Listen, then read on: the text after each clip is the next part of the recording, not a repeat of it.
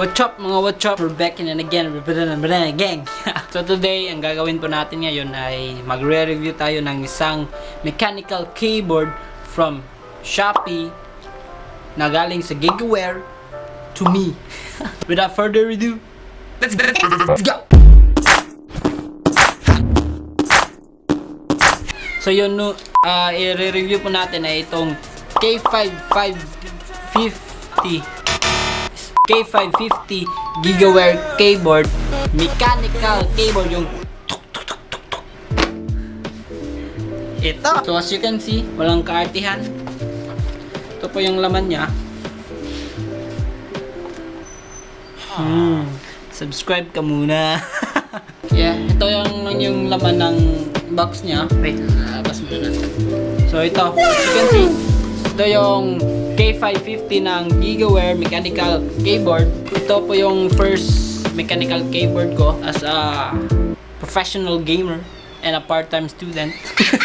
Kaya kailangan ko talaga ito kasi para masarap. Tingnan nyo. Ang sarap. Ang sarap. Oh my god. So yeah, ito maliit lang. Ito ay TKL, which means search nyo lang sa Google. Nabili ko lang to sa Shopee, 796, 7 something. Basta hindi umabot ng 800. Yung matte finish niya, yeah, hindi siya shine. Matte finish po yan. At saka yung keycaps niya, ayan. Yung basta yung keycaps niya, PVT. Basta search nyo sa Google. It's a blue switches. Yeah. Saksak na natin to para makita natin ano talagang performance. So yeah, so you can see, this is my previous keyboard. It's a A4 Tech 5 years ago. So it's time to replace my old. Ganyan naman talaga tayo. Kailangan natin ipapalit yung bago sa luma. Yung wire niya, hindi naman braided. Hindi braided yung wire niya. But mahaba naman to. Parang isang meter. Saksak na natin. Ayan ang pogi.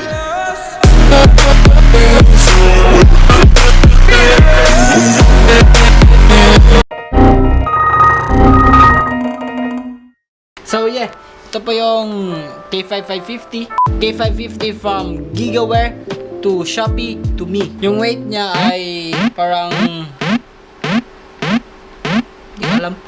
Ito yung light niya are rainbow lang at saka hindi siya steady sa isang color. At saka yeah, ipapakita ko sa inyo yung mga lighter, basta yung effect sa keyboard na to at saka yung sound. Let's go.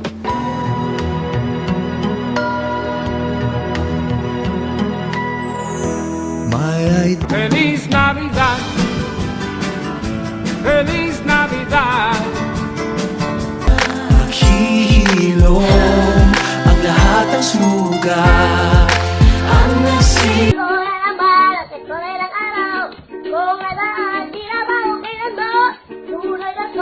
Do you see what I see? Way up in the skyline, celebrating the Yuletide season.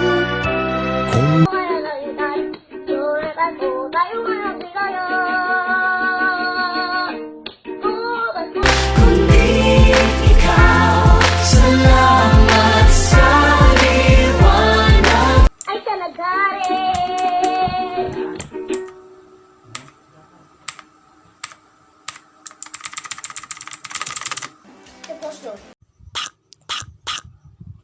Wala ka jowa.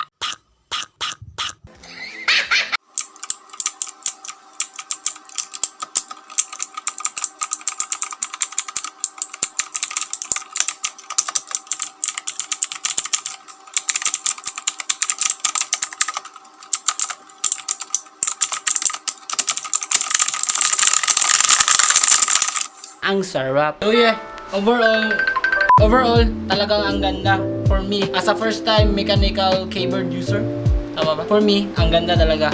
Gigaware number 1, Keep 550. Yeah. Yeah. Ang ganda naman. Comment down below kung meron ba kayong natutunan sa review na to. Nagugulan ako sa review ko. Basta for me, ang ganda. Yeah. As you can see, if you want giveaway, later will do.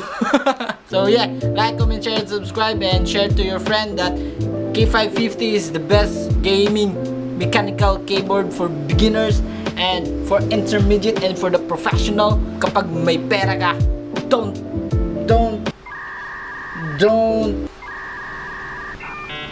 hesitate to buy what you want, because